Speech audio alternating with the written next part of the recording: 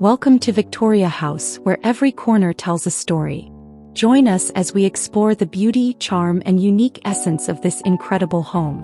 Whether you're here for inspiration, design ideas, or simply to enjoy a virtual tour, you're in the right place. Let's step inside and uncover what makes Victoria House truly special. Don't forget to like, subscribe, and hit the bell icon to stay updated on all our latest videos. Let's get started.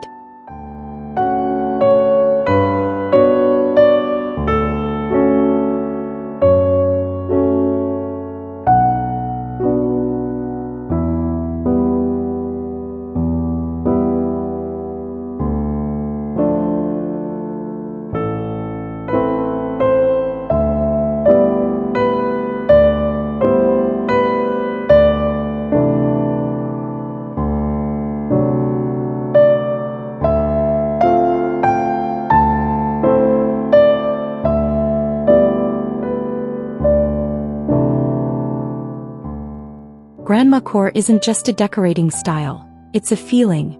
It reflects the warmth of Grandma's home, a space filled with stories, inspiration, and memories. In 2025, Grandmacore is gaining popularity as people seek authentic spaces, countering the coldness of modernity. We'll explore a brief history of the style, from the 1950s to the influence of digital media like TikTok and YouTube.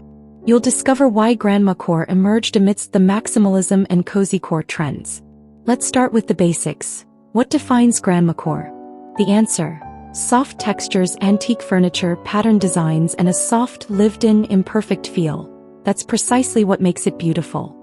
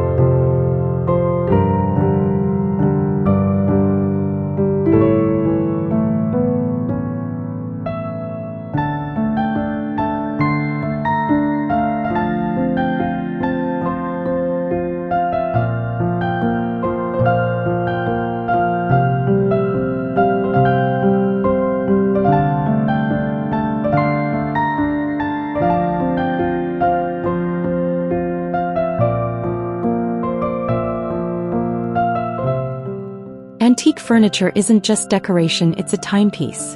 At Grandmacore, every piece has a story, from your grandmother's teak chair to a fadedly painted wardrobe.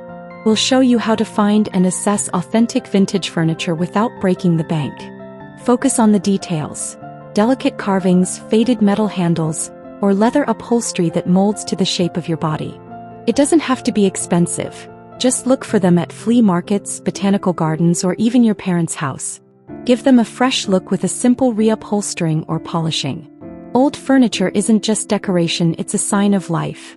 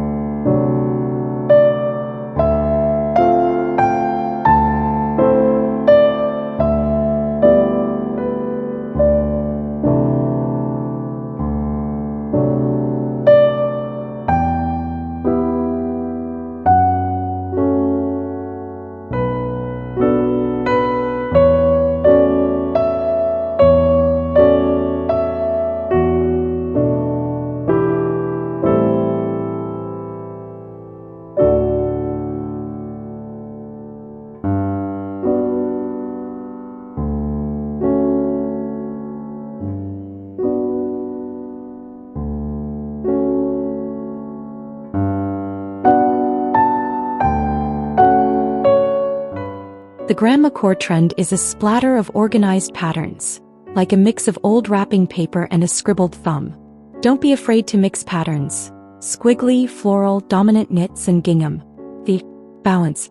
Use a large pattern as the main focus, e.g. a tablecloth, then add smaller patterns on pillows or curtains. Consistent color will keep the look harmonious. The result? A space that's full of stories without being obvious.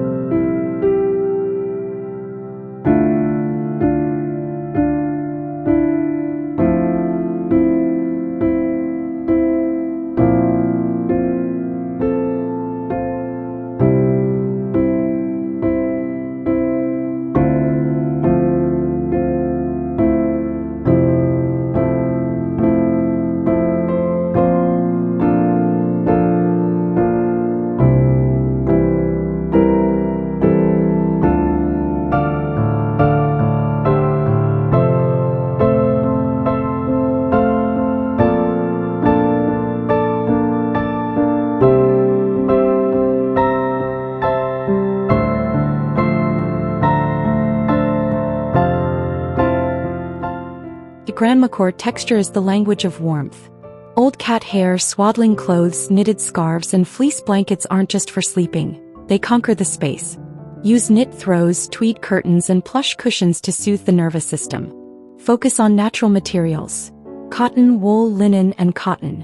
Add a patchwork quilt made from reclaimed fabric for a personal touch. Don't overclean. Scratches, slight warping, and faded colors are all signs of comfort.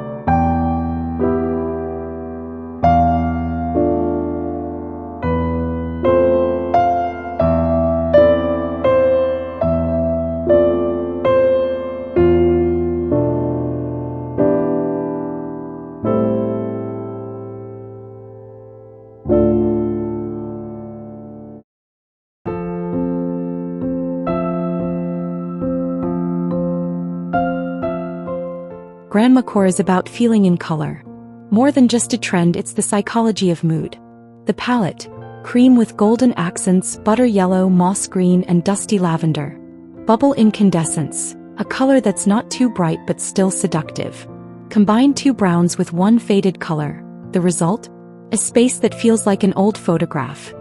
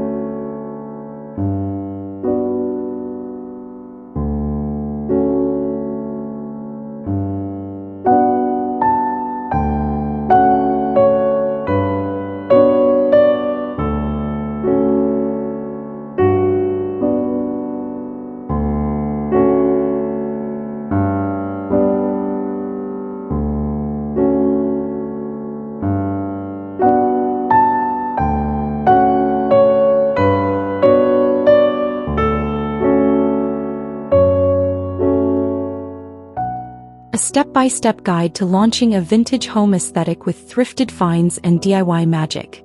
Grandmacore isn't about expensive antiques. It's about intention. Learn the art of valuing patina over polish. Turn old mason jars into candle holders, swap modern pot lids for vintage ones, and craft a centerpiece from dried lavender and a weathered tray.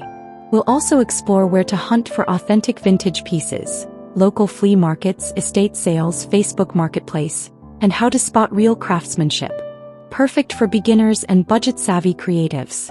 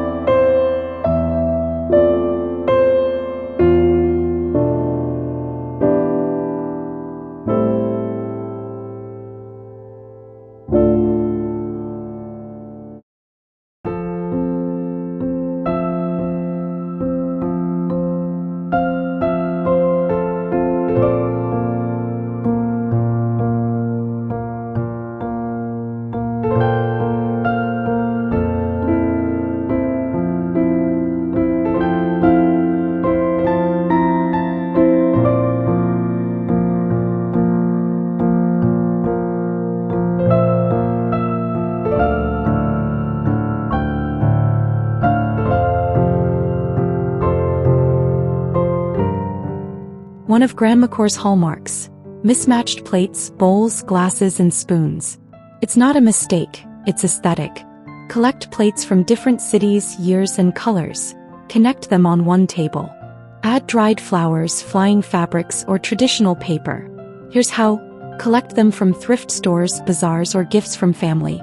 So don't just bring home a memento, make it art. Remember, nothing has to match. What matters is the story behind it. And interestingly, for example, if plates from an ancient city are used on an old wooden table, then a connection between the ages is established.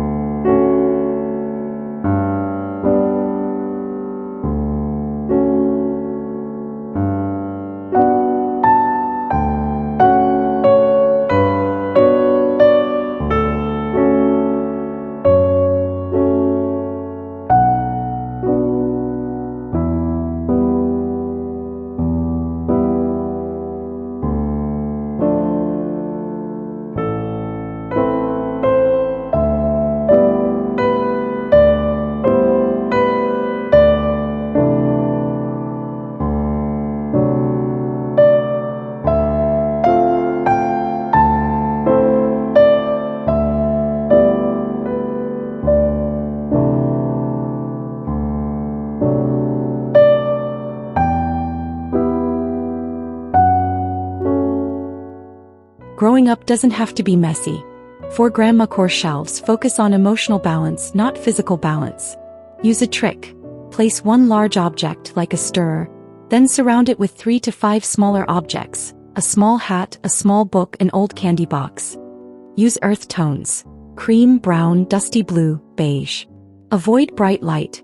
Purposefully use small yellow lights. Arrange objects in a flow way, like the passage of time. Tip: don't have 2 identical objects. Use personal relics, not sales brochures. Key point: if there's empty space, leave it empty. Be a bucket list, not a work of art but a memento to be seen.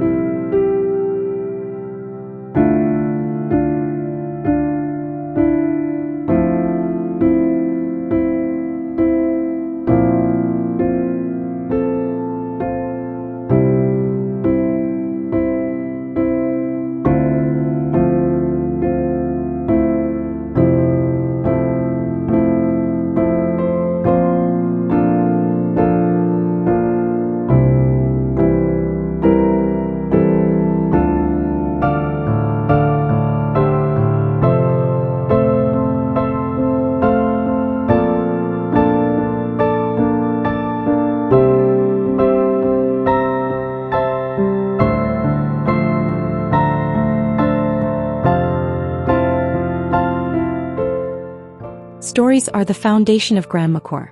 Make family photos, old books, antique plates, and even old postcards part of your decor. Place them on open shelves, bedside tables, or open kitchen drawers. Don't just show them off but cherish them. This style teaches us that decorating isn't about sophistication, but about meaning. Many people are moved by the sight of a space filled with memories.